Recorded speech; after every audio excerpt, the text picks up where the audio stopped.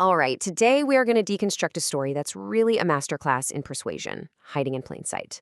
We're talking about a popular online sales pitch, and we're going to break down exactly how it's built to pull you in. So, right off the bat, the story hits you with this incredible hook. Picture this, a secret mansion somewhere in Santa Monica where all these Hollywood big shots gather. It just drips with mystery and exclusivity, right? You immediately think, okay, what do these guys know that I don't? And what is this big secret? Well, it's basically presented as a superpower, the power to climax on command. Think about that. It's not just pitching a better sex life, it's framing this as some kind of rare, almost superhuman ability that you could learn. But of course, before we get to the solution, we have to feel the pain. The story introduces us to the narrator, a guy named Lloyd Lester, and his deeply personal problem. It's a classic setup, right? The hero has to hit rock bottom before he can rise. And this is where it gets really clever, because this is all about building empathy. The narrator doesn't just have a small issue, he paints himself as the absolute worst-case scenario. This quote, it's designed to be this punch to the gut, to connect with the deepest fears of anyone reading it. So the story then just walks you right down this spiral of misery with him. It starts with the passion fading, then there's this horrible anniversary disaster where his wife actually laughs at him. Ouch. And the final nail in the coffin, he finds texts from her to a divorce lawyer. Yeah, this is the absolute low point. The text message. It's not just that his wife is unhappy. She's actively making plans to leave him. This whole thing is engineered to feel like a direct hit, confirming the worst fears of the narrator, and, by extension, anyone reading who shares those fears. And then comes this question. This is a huge turning point. It takes his personal story and blows it up into this universal existential crisis for manhood itself. The whole point here is to agitate the problem, to twist the knife and make you desperately need a solution. Right now. So our guy is at his absolute lowest, right? Drowning his sorrows. And just then, a little glimmer of hope shows up. It's the classic meeting the mentor moment you see in 1,000 movies. This chance encounter in some fancy bar is about to change everything. And this is where we meet Ted. And Ted makes no sense. He's this schlubby-looking guy in a tacky shirt, but he's got all these gorgeous women hanging on his every word. The contrast is just jarring. It makes his power seem almost like magic.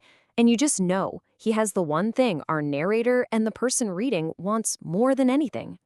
Okay, and to really drive home the mystery, get this, even the waitress has this crazy physical reaction just from talking about Ted. I mean, her pupils dilate, her chest gets flushed. It's a brilliant little detail because it suggests his power isn't just charm, it's something deeper, almost chemical. This isn't just some pickup artist trick, it's something else entirely.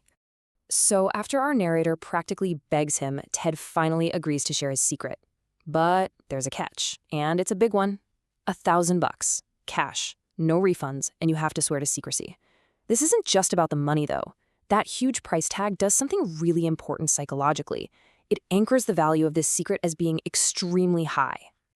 Okay, so now the pitch has established that this secret is super valuable. The next step?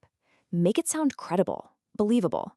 And to do that, it pivots from this mysterious barroom magic to pseudoscience. They give this secret this very official-sounding name, neurochemical feedback. And who came up with it? Not Ted, no. It was some mysterious neuroscience guy known only as the professor. See what they're doing? They're borrowing authority. They're trying to make you think, oh, this isn't some trick, this is actual science.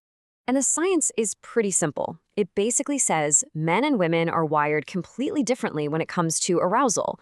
And this is genius because it immediately tells the reader, hey, it's not your fault, it's just biology. That removes all the shame and guilt and positions the solution as not just helpful, but absolutely necessary. And right on cue, here comes the perfect solution to this biological problem. The professor's techniques, they promise to completely erase that arousal gap. They give a man the power to sync up perfectly with his partner. It's a promise of complete and total mastery. So let's recap. We've got the problem, it's been agitated until it feels unbearable, and we've been handed this sciencey sounding solution. Now the story pivots to the payoff, the proof that it works, and finally the product you can buy. And boom, here's the emotional climax of the whole story. Our narrator tries just one of the techniques, and his marriage is instantly saved. Just like that. His wife's thank you is presented as the ultimate proof. It's not just about the sex, it's about saving the entire relationship. That's the real promise. So, how do you get this secret? Well, it's not just a secret anymore. It's been packaged into this big, comprehensive system. Look at all these parts: the core protocol, audio companions, emergency techniques. This is a classic value stack. They list everything out to make the product feel massive and incredibly valuable, way more than just a simple guide. And now, the final piece of the puzzle, the price. Remember that $1,000 he paid Ted? That's the anchor price. So when they reveal the actual cost is only $49, it feels like an absolute steal. It's a classic marketing trick called price anchoring, and man, is it effective. Okay, so we've walked through the whole narrative. Now let's pull back the curtain and really look at the blueprint. What is the powerful, persuasive engine that makes this whole thing tick? At its core, this whole thing is built on a classic marketing formula. Problem, agitate, solve. It's so simple, but so powerful. First, they present a problem you can relate to. Then, they pour salt in the wound to make it feel urgent and painful. And finally, when you're desperate, they offer their product as the one and only solution.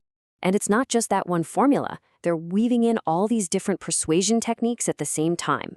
You've got empathy from the personal story, mystery with the Hollywood secret, authority from the professor, social proof, urgency with the price. It's like a full spectrum assault designed to break down any skepticism you might have.